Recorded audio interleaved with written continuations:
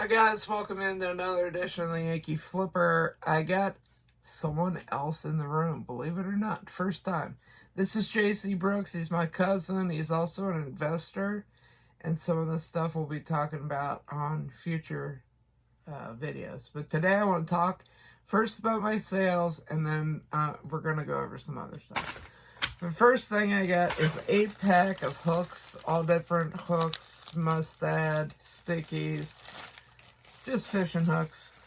There's 8 packs of them. They're going to Robert in Chicago. Thank you very much.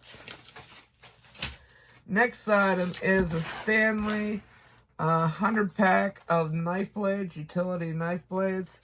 Those are going out to Dennis in Somerset, PA. Then we get to the canning lid part of our show. And this has been a lot of my sales here lately.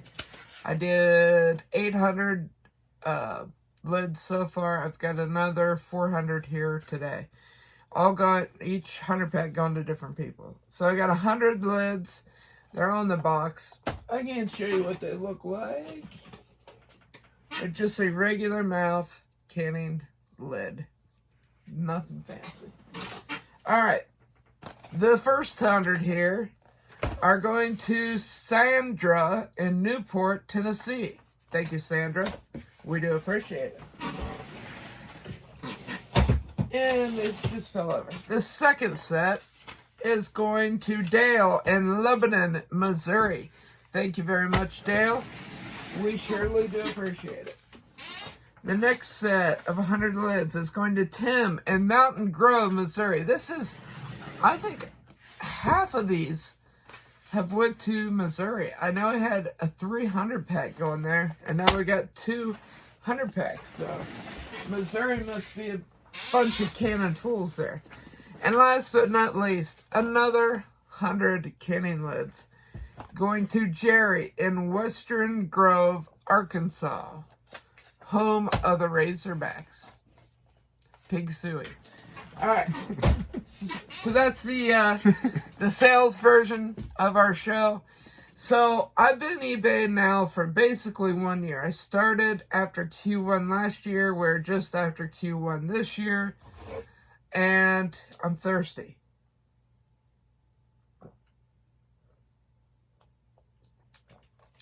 Resume your locally scheduled broadcast.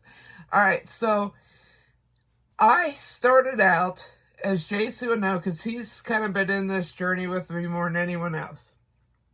And I started putting some stuff on eBay. I've had an eBay account for 10 years, but I've not been a seller, but just 1 year now, literally. When I started out, I just started listing mostly used clothes, stuff around the house that I had that I didn't really need, toys from my youth. You could sell yours, but you broke them all in your youth. So, pretty much. So that's pretty much where I got started. And then I started doing buys. And I'm a crazy fisherman. I love to fish. I fish almost every day. And so I like to buy stuff that I know about. So I buy fishing stuff. That's a big part of my thing. I also do things people need that's hard to come by, such as canning lids. And as you know, I bought almost 3,000 canning lids, and I've sold through half of them almost already. Everything I buy these when no one needs them, and sell them when everyone needs them and no one can find them. And I sell everything else in the world. If it's not nailed down, glued down, or lost and found, I sell it all around this globe. From Guam to Puerto Rico, California to Arkansas, Missouri to Green Bay to right here in Ohio. I sell it. So, I know there's people that want to sell on eBay, and it sounds like a daunting thing when you say, well, you got to have a PayPal account, you got to have a credit card, you got to have, an air printer, and you got to have boxes, and you got to have mailers, and you got to have knives and tape and backups to all the things I just said, because, you're going to be shipping every day, you're going to be listening every day. I don't even have a computer that I use for this. I have an old, well, it's not old. It's a little laptop back there. I never use it. I use the phone, and that's what I'm recording on. Or I could actually go into the app and show you things, but you're on my phone right now, so I can't do that. Or you go bye-byes. So I wanted questions from someone who's never did eBay about how to get started and what to expect. And good things, bad things, and there's always good things and bad things. No matter what you do in your life, there's going to be good things and bad things. There's risk, there's rewards, and you got to deal with some people who are not nice, and you get to deal with certain people that are freaking awesome. And 99.9% of my customers are excellent, honest, good people. And there's a few that are in another category, and that's all I'm going to say about that. So, if you have a question or a comment, you've thought about being an eBay, right? A little bit. And what's holding you back from just digging in with both hands and going for it? Couple other job opportunities that would take up a huge amount of time, and I'm talking 16 to 18 hours a day. Okay, but other than that? Not a whole lot. Don't have a printer, but... Okay. So, here's how it works. You could...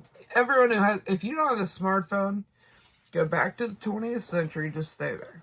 Because you're not willing to adapt to today's society. I know a certain someone. Your dad. My dad. Yeah, that's kind of who I was thinking. If you have a smartphone, go right now, download the eBay app. Pretty freaking easy, okay?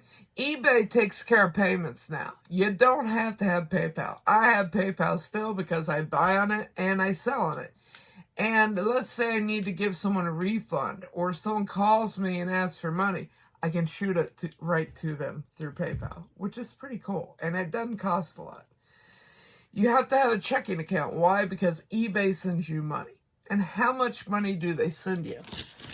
I'm not a full-time eBayer. I manage a hardware store in the heart of downtown Woodsfield, the metropolis.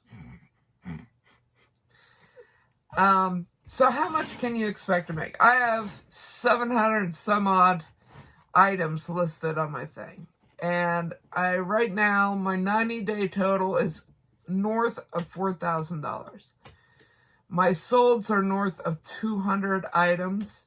And when I say item, I mean sales. I just sold 100 canning lids. That counts for one sale. Not sold 400. Not 100, yes. But that counts as 4 sales.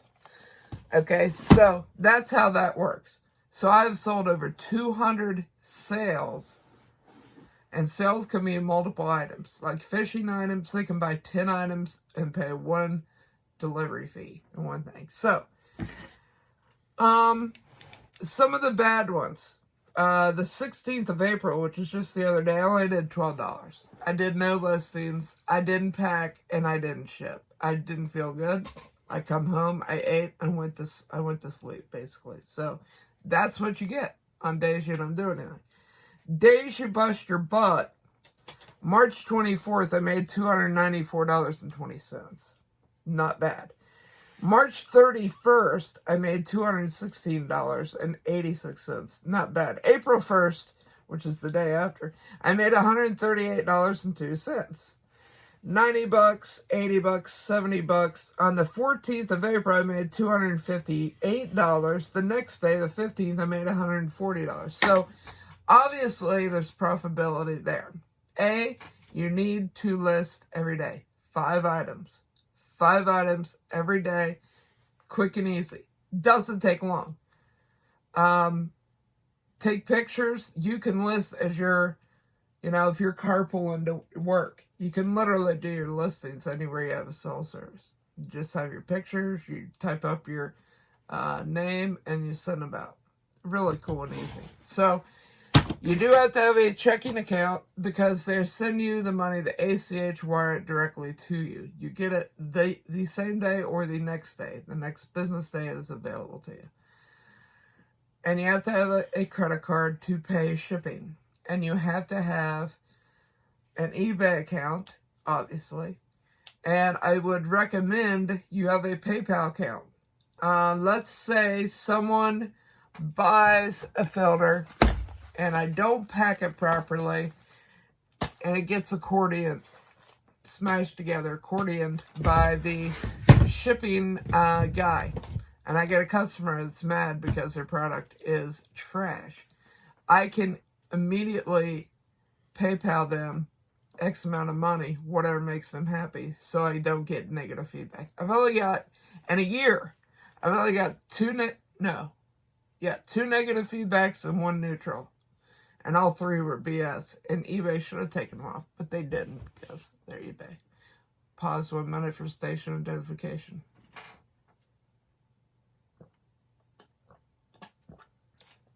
You're still on the Yankee Flipper. All right, so questions.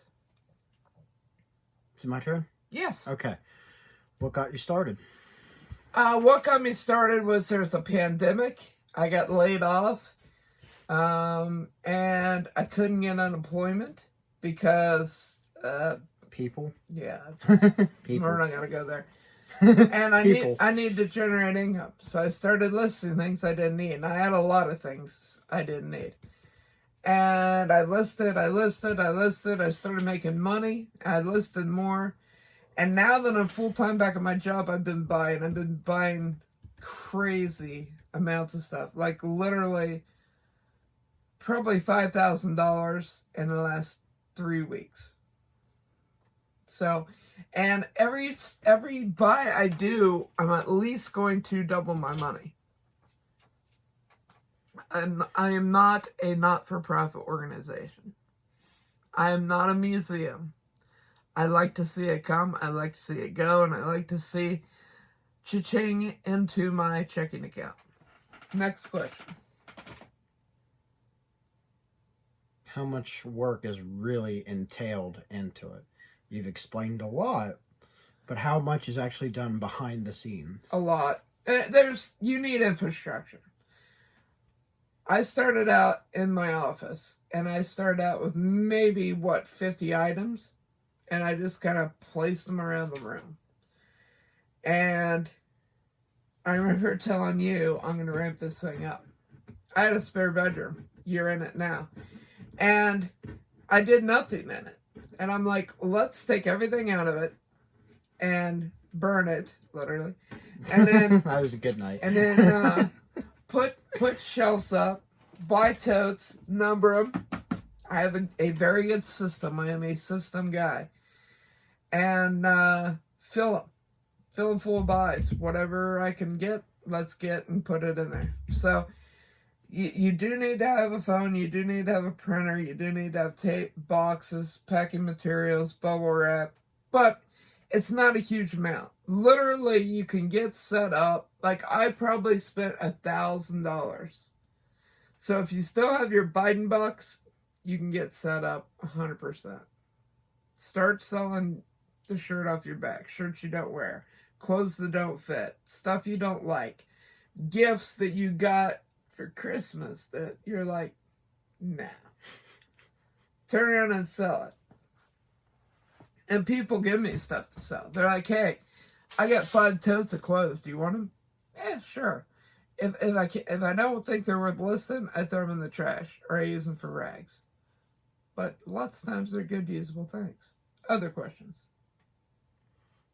On a daily basis, well, whenever you decide to do this, how much time do you usually spend? Okay, if it's a work day, I've got literally probably maybe half hour max in the morning pulling stuff, packing it, and taking it to the post office. On a day off, I probably spend an hour and I go through things, and then I after I do my morning routine of pulling, packing, and shipping, I list, and I've already got piles of stuff to list. I've got a couple things that are ours to list. I got some Yeti stuff I showed in my last video. I got to list it. I've got one more tote of clothes. I need to list it. So I've got a stack of stuff. I got to list it. And I could list 400 more items that I have here. Right now, my shelves are full. My totes are full. I literally have boxes all over the floor. And this isn't a big room to begin with. So that kind of leads to maybe your next question is where I go from here. Pretty much. So this thing has evolved, and I had kind of a 5-step plan when I started, and I gotta throw JC under the bus. Here we go. I already know what he's gonna say. My buddy did not believe in me. He is you're pessimistic. I am like sunshine.